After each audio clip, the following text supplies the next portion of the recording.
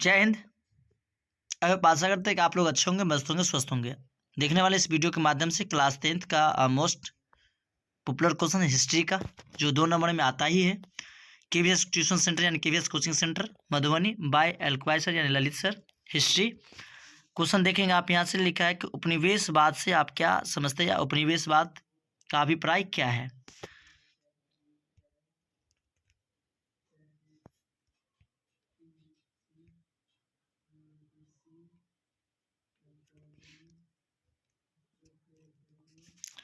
कल के उपनिवेशवाद से क्या अभिप्राय है? आंसर है किसी शक्तिशाली साम्राज्यवादी देशों द्वारा किसी दूसरे कमजोर देशों पर अधिकार कर उसी सामाजिक, आर्थिक और सांस्कृतिक एवं उसके शासन प्रबंध पर नियंत्रण कर लेते हैं, तो इसी प्रक्रिया को उपनिवेशवाद कहते हैं। सिंपल सी बात ये हो गया कि जब एक शक्तिशाली देश किसी कमजोर देश पर अपना अधिकार जमा लेते तो उसी को हम उपनिवेशवाद कहते हैं। आई होप आप समझ गए होंगे। चलिए नेक्स्ट क्वेश्चन देखते हैं।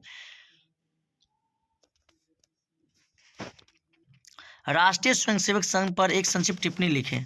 राष्ट्रीय स्वयंसेवक संघ की स्थापना 1925 ईस्वी में केवी हेडगेवार ने नागपुर में की थी। कहाँ पर की थी? राष्ट्रीय स्वयंसेवक संघ पर एक संक्षिप्त टिप्पणी लिखना है। तो राष्ट्रीय स्वयंसेवक संघ की स्थापना 1925 ईस्वी में केवी हेडगेवार ने नागपुर में की थी। इसकी मुख्य उद्देश्य था युवकों को चारित्रिक एवं शारीरिक रूप से मजबूत बनाकर सशक्त राष्ट्र का निर्माण करना था।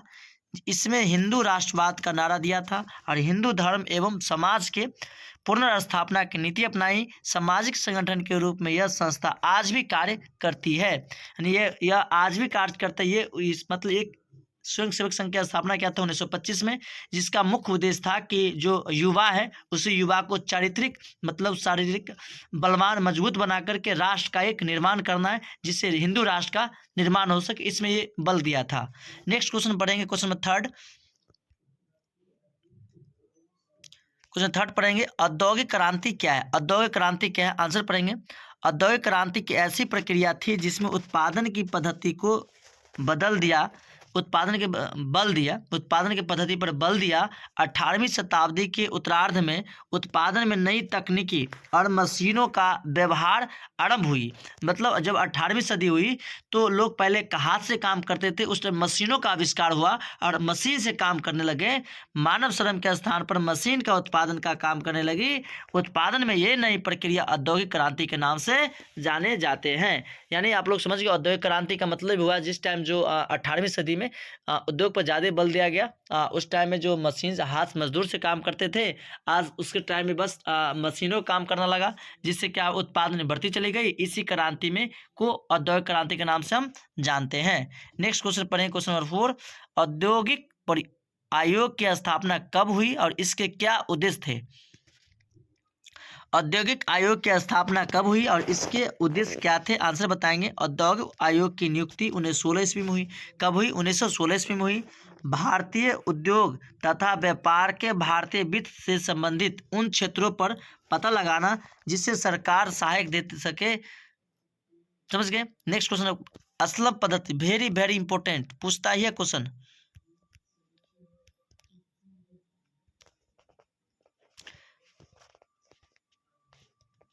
क्वेश्चन असलम पद्धति की शुरुआत कैसे हुई, या असलम से आप क्या समझते हैं, इसकी शुरुआत क्यों और कैसे हुई? क्वेश्चन है आप। छोटे गंदे अस्थिकर स्थानों में जहां फैक्ट्री मजदूर निवास करते थे वैसे आवासीय स्थलों को हम असलम बस्ती कहते हैं। औद्योगिक क्रांति के फलस्वरूप बड़े कारखाने स्थापित हुए जिसमें काम करने के लिए बड़ी संख्या में गांवों से मजदूर पहुंचने लगे। वहाँ रहने की कोई व्यवस्था नहीं थी। मजदूर कारखाने के निकट रहे, इसलिए कारखाने में मालिकों ने इनके लिए छोटे छोटे टांग या मकान का बनवाए जिसमें सुविधाएं उपलब्ध नहीं थी। इन मकानों में हवा, पानी तथा रोशनी तथा साफ सफाई व्यवस्था भी नहीं थी।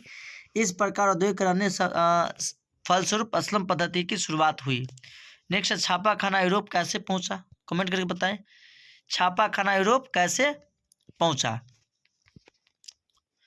छापा खाना यूरोप कैसे पहुंचा? आंसर बताइए। छापा खाना मुद्रण कला के आविष्कार और विकास का श्रेय चीन को जाता है। किससे जाता है? चीन को जाता है, क्योंकि चीन में ही सबसे पहले कागज़ का निर्माण हुआ था।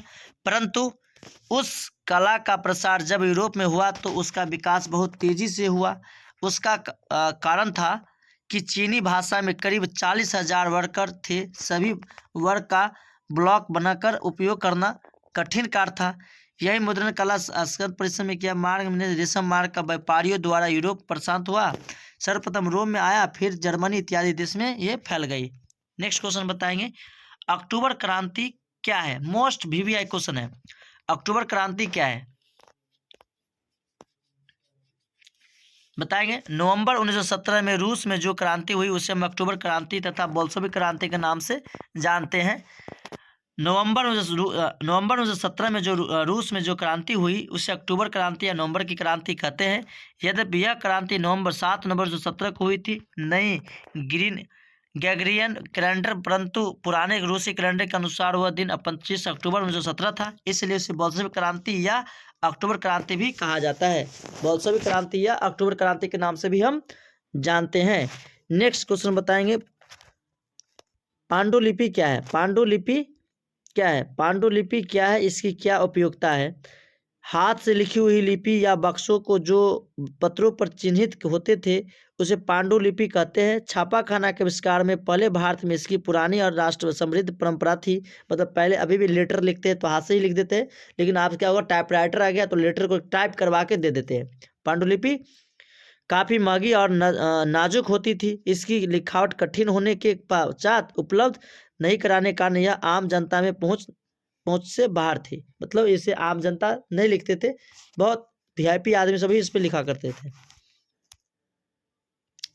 लॉर्ड लिटन ने राष्ट्रीय आंदोलन को गतिमान बनाया कैसे? आंसर बताएंगे कैसे बनाए, देखेंगे आपका इसका आंसर क्या होगा।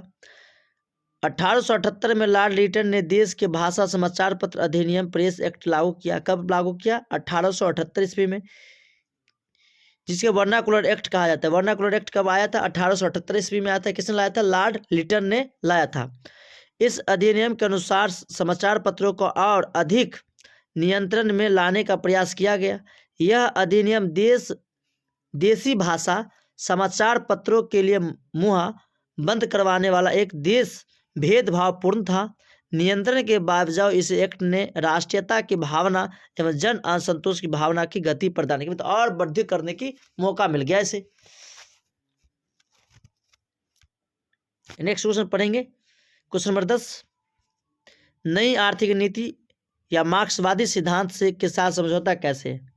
आंसर बताएंगे। लेनिन ने बोल्शेविक क्रांति के सफल होते ही रूस में पूर्णतः मार्क्सवादी सिद्धांत के अनुसंधान, कृषि, उत्तर आर्थिक व्यवस्था लागू कर दी, लेकिन जनता के इसके लिए पहले से ही तैयार नहीं थी। ऐसी लगा कि उत्पादन गिरकर पहले से मुकाबले बहुत हद नीचे आ गया है, बल्कि इतना तक हुआ कि अनाज सरकार को देने की बजाय किसान उसे जला देना बेहतर समझा।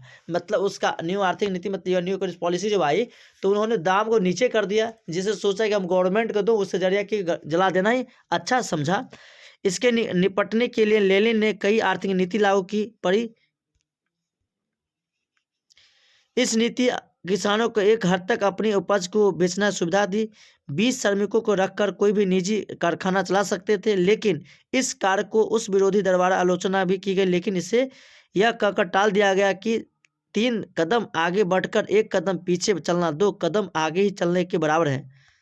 ओके बाय, मिलते हैं नेक्स्ट क्लास में। अगर वीडियो अच्छा लगा हो तो लाइक शेयर कमेंट जरूर करें। अगर केबीएस कोचिंग सेंटर पर नए हैं तो लाइक शेयर कमेंट करें। ओके बाय, मिलते हैं नेक्स्ट क्लास में। Thank you best of all everyone.